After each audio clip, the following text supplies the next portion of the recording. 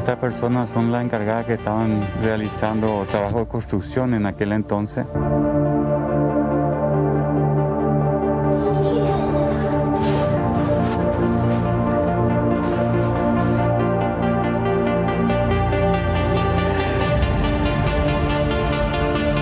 Que eventualmente no habría la posibilidad de ampliar una imputación. No tenemos indicios, evidentemente, de que ella está muerta, entonces seguimos buscándola.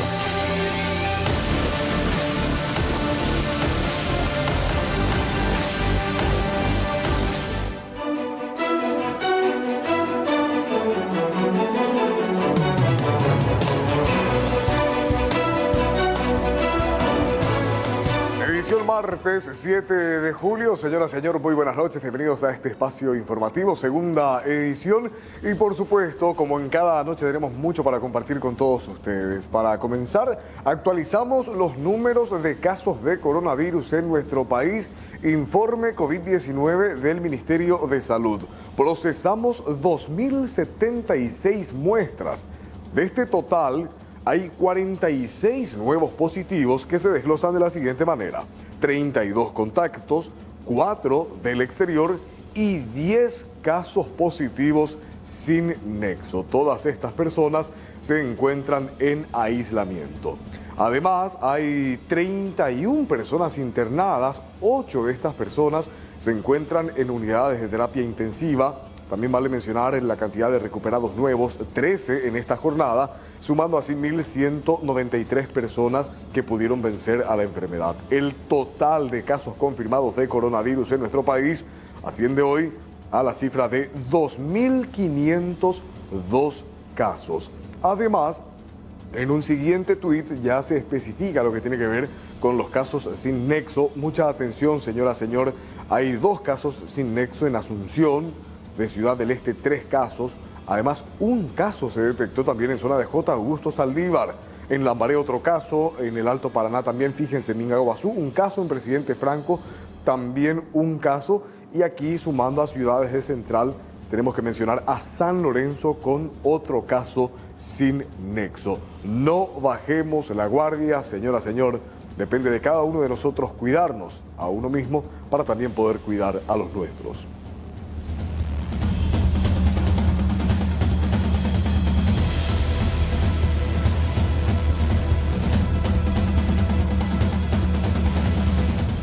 A propósito de coronavirus, de la situación que está pasando en nuestro país, hoy tuvimos la oportunidad de conversar con el ministro de Salud, Julio Mazzoleni.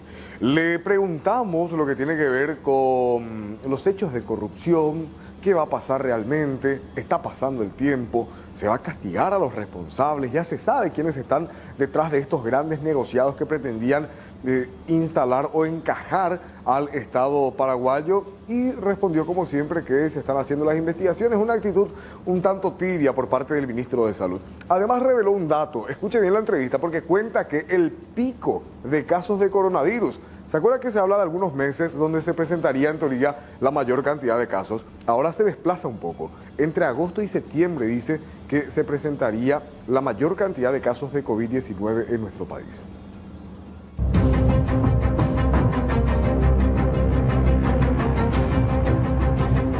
Como en todas sus declaraciones públicas, el ministro de Salud, Julio Mazzoleni, mantiene cierta tibieza a la hora de hablar de los hechos de corrupción dentro de la cartera sanitaria. Lejos de ser tajante, prefirió pasar nuevamente la pelota a los investigadores.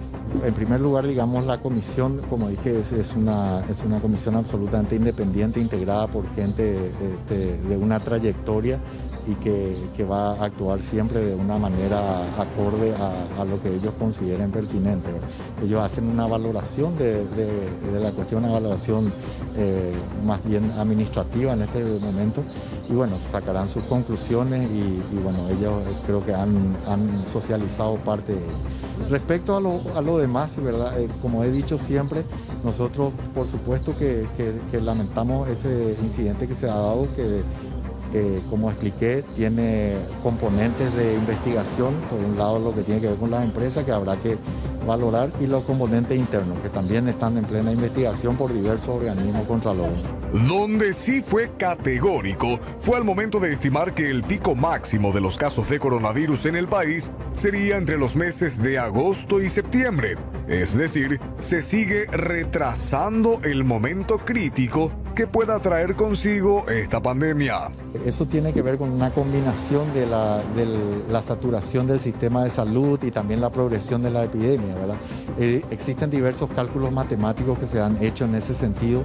Algunos de ellos apuntan a fines de agosto, septiembre, pero yo quiero también trasladarle a la ciudadanía. En varias ocasiones la ciudadanía le ha aprobado equivocado al Ministerio de Salud y lo ha hecho porque ha incorporado estas medidas que tanto insistimos de distanciamiento físico, de higiene, de uso de mascarillas, de trabajo en cuadrilla. Entonces, podemos cambiar la historia, ¿verdad? El sistema sanitario va a estar en el nivel que hemos apuntado como la expectativa y la meta.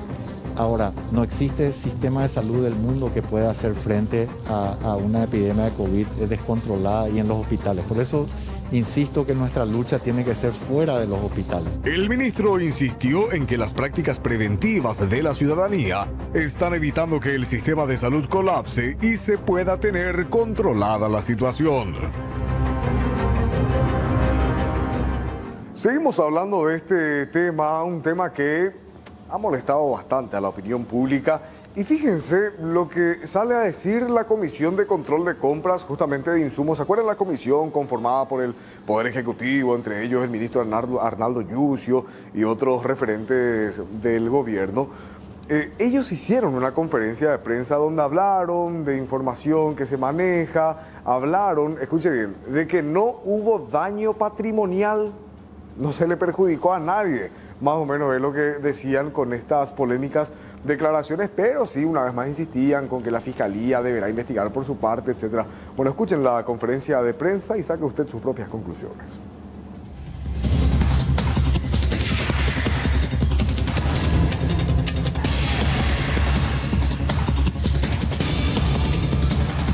Respecto a las fallidas compras de insumos médicos, el ministro Arnaldo Yusio explicó que si bien dicen que hubo costo cero, esto no exime de culpa a los involucrados en los hechos de corrupción, quienes deberán ser investigados por el Ministerio Público porque tuvieron intención de presionar para que se firmen los contratos. Además, dijo que aguardan la ejecución de la póliza de seguro de los contratos cancelados con Imedic y Eurotech. Para hoy ese dinero, ese monto, esos 17.000 millones de guaraníes tienen que ser devueltos en algunas semanas más por la empresa aseguradora y ahí legalmente no existe perjuicio. O sea, el Estado sigue teniendo ese dinero y básicamente lo que hizo la comisión es evitar que se mal use, que se mal utilice los fondos del Ministerio de Salud que estaban asignados exclusivamente para COVID, ¿verdad? Y prueba de ello es precisamente la poquísima ejecución, ¿verdad? Hay poca ejecución porque precisamente se evitó las compras irregulares en su momento. El ejemplo más claro de cómo funciona este tema son los casos Petropar y Dinac.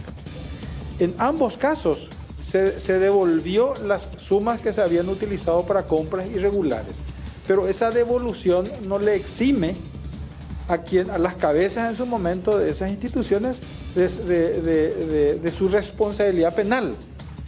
El delito siempre subsiste y en el informe consta muy bien de que se sugería la apertura de sumarios a todos los funcionarios que participaron de todos estos eventos y actuaciones irregulares. Con respecto a los vínculos del clan Ferreira y Raúl Silva, el secretario del Comité Ejecutivo de Yaceneta que habría participado en el proceso de adquisición de insumos, Yusio puntualizó que ellos no conversaron con los involucrados y que la Fiscalía deberá llamarlos a declarar para despejar las dudas sobre sus roles. Hicimos una revisión documental de todos los procesos de compra. No tuvimos la oportunidad de obtener testimonio de ningún tipo con los integrantes de la UOC o del comité de evaluación. Ese extremo puede ser perfectamente investigado por el Ministerio Público, quien sí tiene la competencia y la facultad de llamarlos a declarar y obtener allí esa información. Porque de nuestra parte, nosotros lo que hicimos fue hacer notar las irregularidades que encontramos. No sabemos si fue como consecuencia de algún tipo de presión o algún tipo de influencia para que se tome esa decisión, pero sí hicimos notar objetivamente las irregularidades que finalmente, y gracias al informe, se evitó, ahí sí podía darse algún daño patrimonial. El titular de CEPRELAT, Carlos Arregui, aclaró que la intención no es apañar hechos de corrupción, sino dar las herramientas para que sean investigados. Dijo que encontraron operaciones sospechosas que fueron entregadas a la Fiscalía. Entonces es importante aclarar eso, ¿verdad? La investigación penal continúa. Es nuestro deseo de que todas las eventuales participaciones que hubieron sean esclarecidas, ¿verdad? Los que tengan que ser imputados y que tengan la sanción correspondiente. Nosotros más que nadie, igual que ustedes y que todo el país, tiene familiares, tiene amigos. En mi caso particular tengo una persona allegada que se ha quedado sin su negocio, un microempresario, ¿verdad? Todos compartimos y sabemos el daño que ha originado la pandemia. Desde CEPRELAT hemos trabajado, y más aún durante la pandemia, hemos presentado un informe donde se han recibido reportes de operaciones sospechosas que en el análisis que se ha hecho dentro de la Unidad de Inteligencia Financiera y Estratégica han culminado en 25 informes de inteligencia que fueron arrimados ya al Ministerio Público, relacionada a compra de salud y relacionada a otro tipo de operativas también y a otro tipo de tipologías que han surgido en toda la región. Todo queda en manos ahora de los fiscales, quienes deberán encontrar a los responsables de esta licitación que derivó en que Salud busque otros proveedores nacionales y compre por organismos internacionales para evitar sobrefacturaciones. Han pasado 83 días de la desaparición de la pequeña Juliet. Hasta el momento no se tienen mayores rastros de Yuyu, pero sí estuvimos acompañando con un equipo de prensa de nuestro canal el trabajo de la Policía Nacional, que explican continúa porque hasta ahora no tienen una información que sea contraria a la de que Yuyu esté con vida. Es por eso que siguen trabajando y siguen realizando allanamientos. En este caso, hoy se hizo un allanamiento en la vivienda de personas que serían los constructores de la vivienda del padrastro de Yuyu allá en zona de Emboscada. ¿En qué consistió ese trabajo? ¿Se pudo o no encontrar algo? Los detalles en este informe.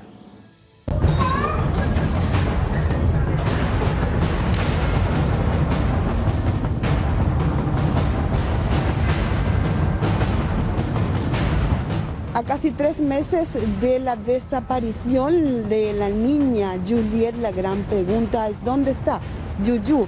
En el marco de la investigación, los fiscales a cargo del caso han realizado 2 allanamientos simultáneos, uno de ellos en la ciudad de Aturá, donde reside uno de los constructores que realizó la obra en el lugar, en Emboscada, de donde desapareció la pequeña. Esta persona al cual vinimos hoy a allanar su vivienda era una de las personas que estaban realizando trabajos dentro del monte de Pacará y que tenían también conocimiento hasta cierta familiaridad con la familia de Rainer y la señora Lili.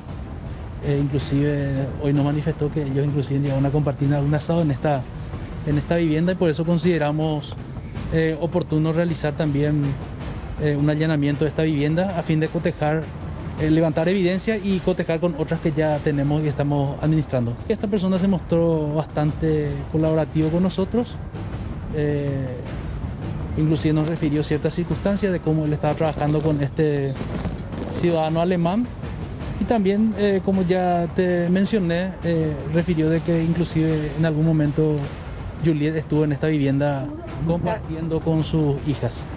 En simultáneo a este allanamiento en Atirá se realizaba un allanamiento en la compañía Candia, en la zona de Caacupé, donde moraría el padre del señor José, el señor Natividad, y al lado la casa de su hijo, quienes estaban encargados de la construcción de la vivienda de Reiner en Monte Pacaná. Estas personas son las encargadas que estaban realizando trabajo de construcción en aquel entonces. Por ende, en la fecha estamos haciendo este allanamiento a fin de tratar de llevar algunas evidencias y documentar eso para el Ministerio Público. De hecho, que estamos haciendo, puesto que estamos llevando un cuaderno con la lista de personal que estaba trabajando unos días antes del hecho, y eso vamos a estar comunicándole al Ministerio Público a fin de que ellos también tomen participación y le hagan llamar ante la Fiscalía. Las próximas horas serían fundamentales porque cambiaría la imputación, que en principio era de falta a los deberes de cuidado contra Reiner y la madre de Yuyu, Lilian Zapata, y veríamos, de acuerdo a lo que están analizando los investigadores. En los próximos días estaremos recibiendo una ampliación del informe cuyos datos pueden ser proporcionados acá por el comisario Silvero y que eventualmente no habría la posibilidad de ampliar una imputación. Nosotros mantenemos nuestra línea investigativa y en ese sentido vamos a ampliar nuestro informe a través del Departamento de Homicidios y seguramente ahí vamos a dar los detalles del informe que vamos a presentar. ¿Secuestrada? ¿Aún está viva? Bueno, nosotros no tenemos indicios, evidentemente, de que ella está muerta, entonces seguimos buscándola. A 83 días de la desaparición de Juliet Ledramoguet, nada se sabe de la pequeña. El silencio que mantiene Reiner Oberuber y su madre, Lilian Zapata, quizás guarda la verdad. Pasamos ahora a otro tema. Presta atención a estas imágenes de circuito cerrado donde observamos un accidente. ¿Qué es lo que pasó acá? Y quiero leerlo tal cual porque la presentación es esta. Luis dormía plácidamente cuando un auto lo atropelló. Así como escuchan, este insólito hecho ocurrió en Sajonia y es que un automóvil entró a la casa tras una maniobra imprudente. Las imágenes del circuito cerrado dejaron en evidencia a la imprudente conductora, quien muy lejos de ayudar al afectado, prefirió huir del lugar.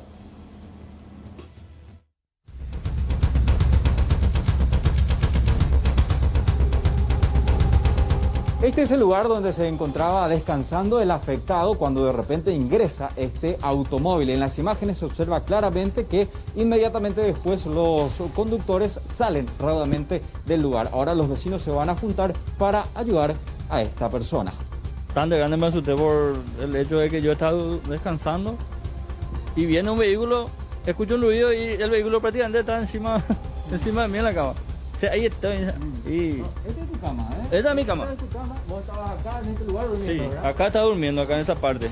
Está descansando y viene el vehículo y escucho un ruido y le siento como encima de mí. Y al reaccionar, no tuve los tiempos ni siquiera de reaccionar y le digo a la persona que...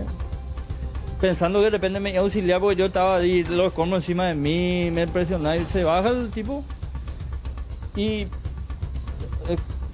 agarra el vehículo y retrocede y sale. Y cuando el vehículo impacta aquí por tu cama, te lanza hacia la esquina. Me lanza a la esquina y más o menos me deja presionado por la pared acá. Me deja medio atrapado así una pierna.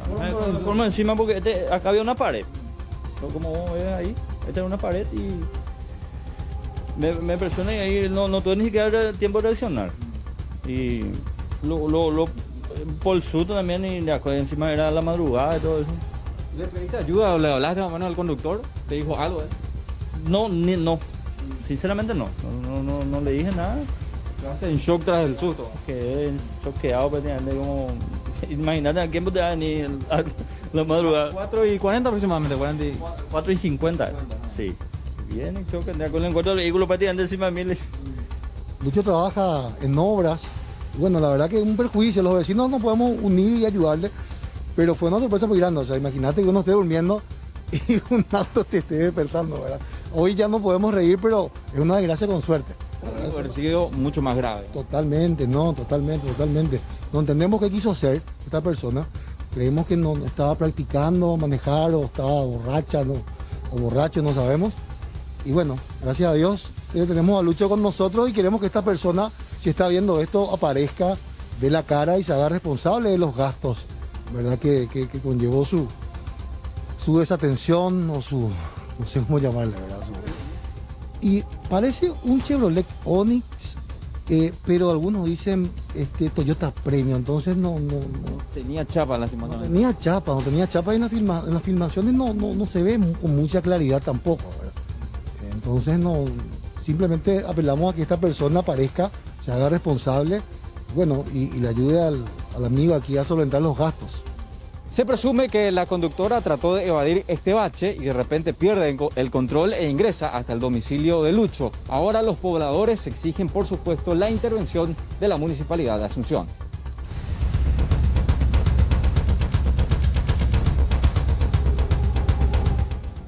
Trascendieron nuevas imágenes de un asalto perpetrado a una empresa procesadora de pollos en zona de J. Augusto Saldívar. En estas se pueden observar plenamente el actuar de este grupo, un grupo cuyos miembros posteriormente fueron ya capturados por la Policía Nacional. Tenemos un informe justamente donde se detalla de qué manera procedieron en este atraco. Estas imágenes incriminan totalmente a esta banda delictiva.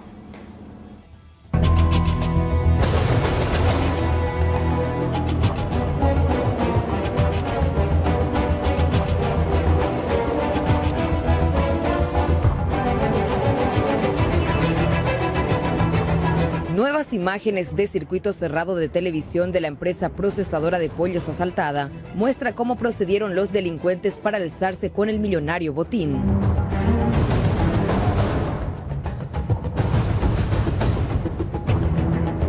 La secuencia permite ver el tipo de armas que utilizaron y las características de los asaltantes, quienes horas después fueron capturados en su totalidad.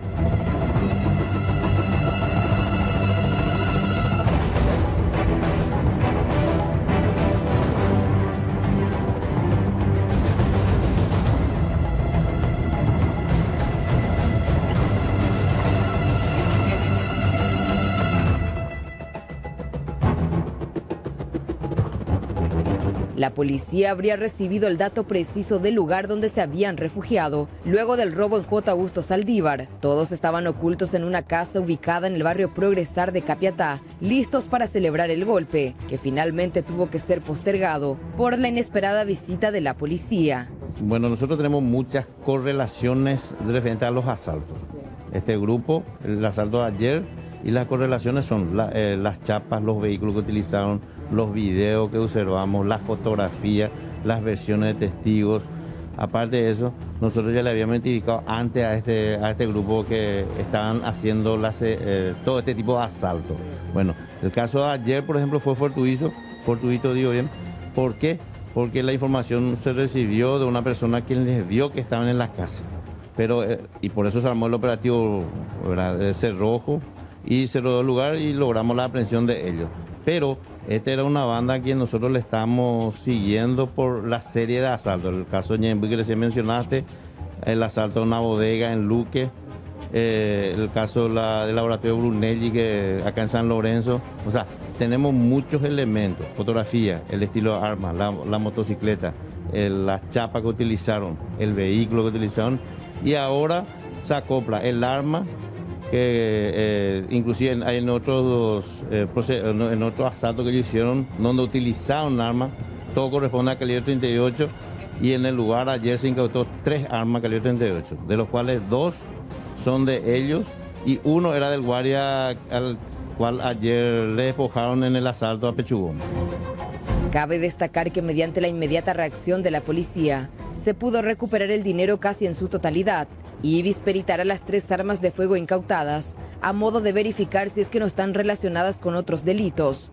pues se sospecha que los ahora detenidos serían los mismos que asaltaron al camionero en Ñemby y a una bodega en Luque.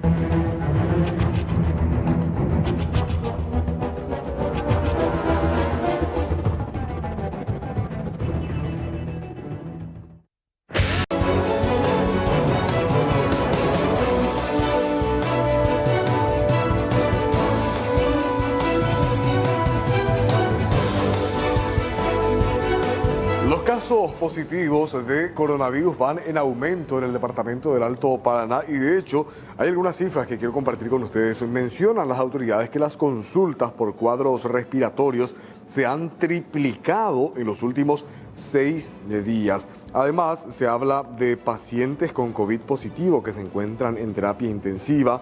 3 personas están intubadas. Incluso se analiza el fallecimiento de un joven de 24 años con síntomas de la enfermedad.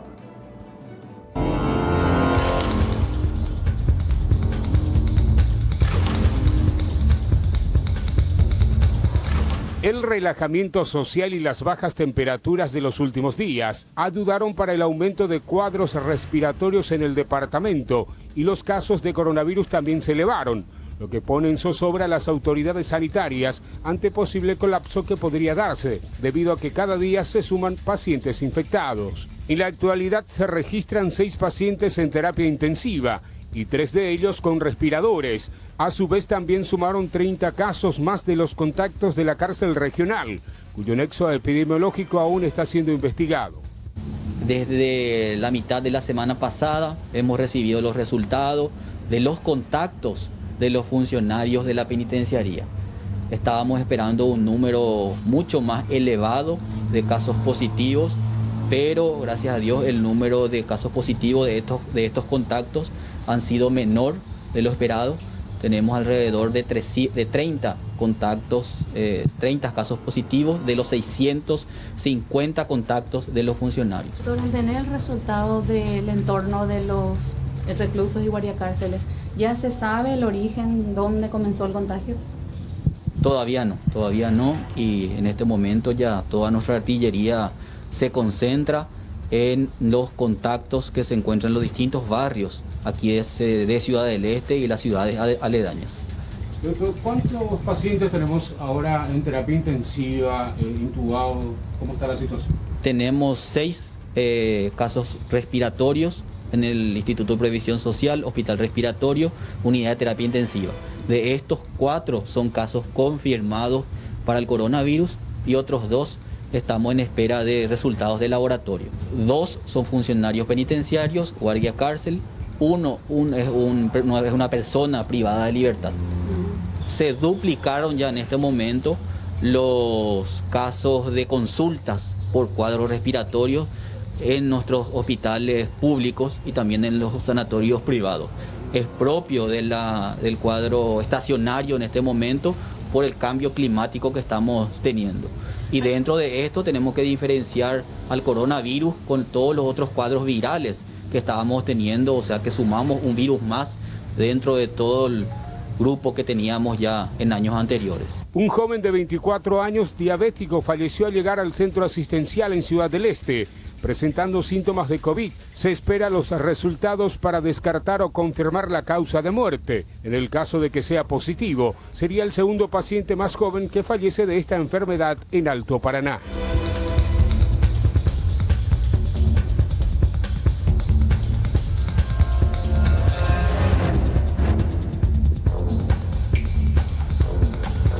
Hablamos ahora del caso Rodrigo Quintana. ¿Recuerdan lo que había acontecido dentro de la sede del Partido Liberal Radical Auténtico? Ahora, el abogado de la defensa del suboficial Gustavo Florentín, acusado por este homicidio, plantea la libertad del uniformado. Alega que se plantaron evidencias tras este crimen ocurrido el 1 de abril del año 2017 dentro del local partidario. Esto según el circuito cerrado al que ahora accedieron in extenso.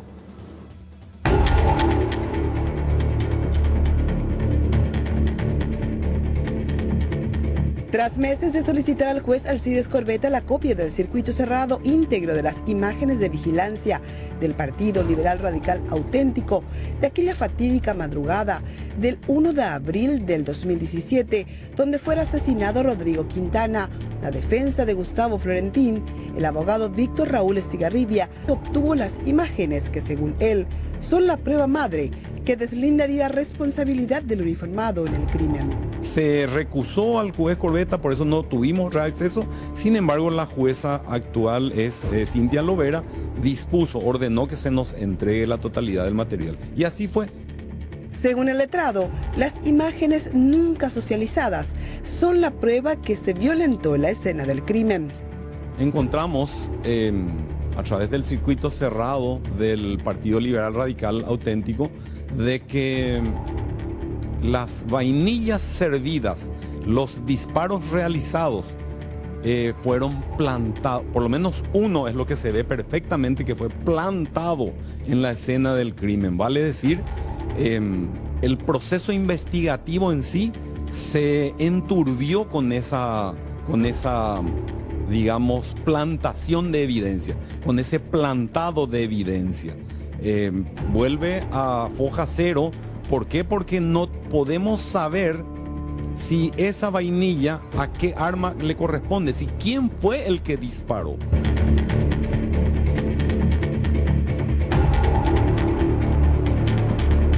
Ahí plantó, ahí se sienta como si fuese cansado y en botabú la apariencia, mira al techo, ahí ya plantó, en ese momento plantó.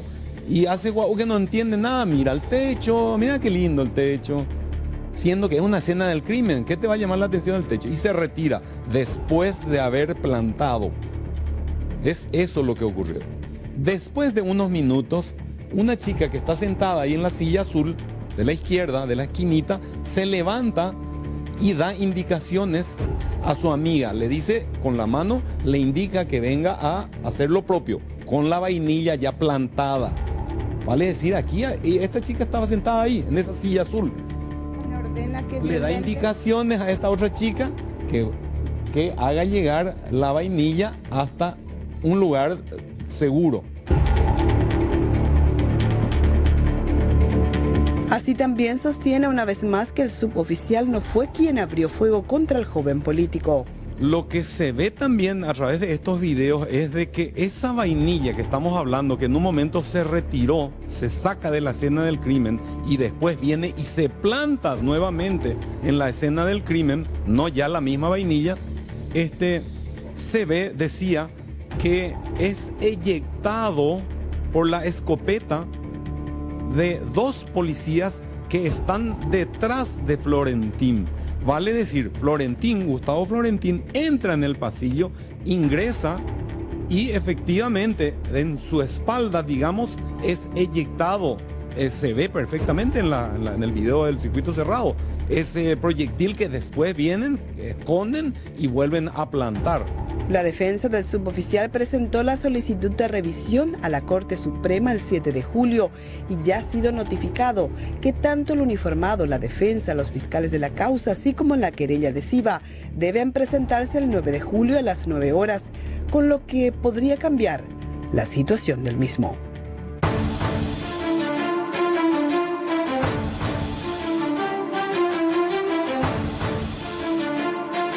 En este momento vamos a la calle, zona de Pacaraí, un hallazgo de cadáver. Está trabajando en vivo nuestro compañero Raúl Bogarín. Hola Raúl, ¿cómo estás? ¿Qué tal? Buenas noches, Mariano. Y no tan buenas acá porque se encontró un cadáver en este arroyo. Y para hacer memoria, Mariano, vos te acordarás seguramente, hace exactamente casi 2 años, en 2018, el 19 de octubre, también se encontraba un cadáver aquí en esta zona, en este caso un muchacho que fue asesinado por su primo y posteriormente lanzado a este arroyo. Hoy nuevamente en este mismo arroyo se encuentra un cuerpo aparentemente de una persona masculina y ahora están en pleno procedimiento agentes de criminalística y también de la Policía Nacional. Vamos a hablar con una de las personas que pudo encontrar este cuerpo. ¿Cómo fue que te enteraste? ¿Cómo fue que pasó Él es taxista. Sí, y yo como me enteré, me contó uno de mis clientes. Y entonces yo le llamé a la comisaría enseguida. Y después vine con los policías y eso. ¿A qué hora más o menos te dijo a vos, tu cliente? Y yo me fui a buscarle acá en Patiño a las 8. Y yo enseguida le llamé a la comisaría aquí en de Pacaray. Y ahí vinieron. ¿Hace aproximadamente cuántos minutos que están acá? Y creo que ya hace 1 hora y media por ahí. A las 8:30 por ahí vinimos nosotros. ¿Cómo fue que te relató tu cliente? Porque primeramente alguien lo vio en horas de la tarde. Sí, su prima, su prima, él le contó y entonces yo me le traje a su prima. Y su prima me contó a mí, entonces yo le llamé a la comisaría de Pacaray. Y ahí vinieron. Ahí vinimos. Yo le bajé en su casa, ahí, y entonces vinimos con los policías y eso. Ellas no avisaron porque estaban con miedo. Con miedo tenía. Por eso no avisaron a nadie. Y te dijeron a vos para que puedas avisar. Y yo enseguida, yo le dije, pues llamar a la comisaría, le dije, y llamarle nomás porque yo no tengo miedo, por eso yo llamé hace rato, ya me dijo. Y bueno, no hay problema, le dije. A la tarde ya lo vieron, aproximadamente a las 2. A las 2 por ahí, cuando más llovía más fuerte me dijo, más o menos. Así nomás, así de ida nomás ya me contó. Y después vinimos enseguida con la policía, le llamé yo en la comisaría en la línea baja ahí y después me llamó, no sé cómo se llama el policía, Flor, no sé cómo. Entonces ahí vinimos con la policía y eso. Me dijo para que le acompañe y vino. Bueno, muchas gracias. ¿Tu nombre? Carlos Sánchez. Taxista Carlos Sánchez, entonces la persona quien avisó a la Policía Nacional, según el relato del taxista, aparentemente un cliente pasó por acá alrededor de las 2 de la tarde, cuando más llovía. En ese momento, esa persona que vio el cuerpo se asustó y posteriormente se fue a su casa. Le volvió a comentar a un primo, y ese primo fue quien posteriormente le contó al taxista que le dio aviso a la Policía Nacional. Ahora, en pleno procedimiento, agentes de criminalística y también se aguarda la presencia del Ministerio Público y también del médico forense para ver qué fue lo que pasó exactamente acá. Lo cierto y lo concreto es que se ve el cuerpo de un hombre aparentemente, porque tiene un pantalón, podemos observar, también una campera. No se sabe desde qué día se encuentra acá y ni en qué estado, qué fue lo que pasó. Por eso nuevamente se tiene este hallazgo de cadáver, decimos nuevamente, por el antecedente que ya ocurrió acá, Mariano. ¿Qué zona eso es, Raúl? ¿En qué parte de Pacaray, más o menos? ¿Esa referencia? Esta zona límite es Patiño. Pasas un poquito para mostrar nada más. José, sí. Le vamos a mostrar a José Alderete. Acá está la entrada que ya es para Itagua. Este es el límite que divide a Pacaray de Itagua. Solamente este cartel que está acá. Ya. Vos pasás del otro lado y ya es Itagua. Y este es Pacaray, de este lado donde se encuentra este cuerpo. Y es por eso que los agentes de la comisaría Quinta están tomando intervención en el hecho. Vamos a ver si podemos conversar con el oficial interviniente, quien se encuentra en estos momentos, a ver qué nos puede dar. ¿Qué tal, oficial? Un momentito, estamos en vivo para que nos comente detalles preliminares del caso. Y mayor datos no estamos teniendo hasta el momento, ya que no identificamos todavía el cuerpo por el estado en que se encuentra. Aparentemente está en composición ya. Estamos esperando a la gente de la fiscalía para que podamos proceder por identificar al cuerpo. En este caso sería un hombre. Sí, aparentemente es un hombre. Bueno, el cuerpo está totalmente sumergido en el agua y solamente lo que se ve es el rostro, que está en estado de composición ya. ¿Ustedes tuvieron alguna denuncia, alguna persona desaparecida en estos días en la comisaría? ¿Sabe algo? No, la comisaría no estamos teniendo nada. Solamente un taxista se acercó a la comisaría para avisar de que supuestamente estaba un cuerpo sumergido en el agua. Que le habría comentado a un cliente en el trayecto, durante el trayecto. En este caso, ¿quiénes están trabajando ahora para poder sacar el cuerpo o solamente para poder identificar? Y hasta el momento llegó la gente de bomberos voluntarios de acá de Pacaray y criminalística. Estamos aguardando la presencia del Ministerio Público para comenzar el procedimiento. ¿Van a sacar el cuerpo ahora o van a aguardar al Ministerio Público? Estamos aguardando al Ministerio Público para ver que ellos nos estén guiando. A ver qué hacemos.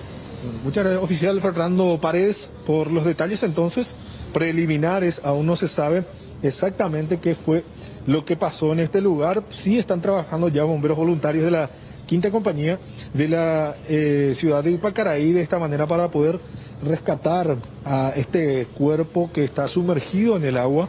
Están haciendo este trabajo arduo, va a estar un poco complicado ya que no hay un lugar seco como para poder bajar y retirar el cuerpo de este hombre. Aún no es identificado. Sí nos dijo el oficial que está ya en estado de descomposición. Esto nos lleva a deducir que hace varios días ya es que se encuentra este cuerpo en este arroyo Mariano. Ok, qué situación. Hace una hora se daba el hallazgo, entonces se espera ya también a los demás integrantes del cuerpo forense, fiscalía, para proceder al levantamiento del cuerpo y posteriormente ver a quién pertenece, ¿verdad? Y qué hay detrás de esto, porque lo que mencionaba Raúl es un dato no menor y cierro nomás con ese dato, Raúl. En ese mismo arroyo había terminado un crimen, así que ojo, habrá que ver qué hay detrás de esta situación. De momento es el hallazgo de un cadáver, pero ya luego los investigadores se encargarán de ver qué hay detrás de este hecho. Gracias, Bogarín, muy amable. Mariano, justo a tiempo porque Crillabete estamos cerrando. Dale, señor, le dejamos guarecerse. Está lloviendo en diferentes puntos del departamento central. Vamos a marcar una pausa, así 11 grados de temperatura. Corte breve, venimos enseguida.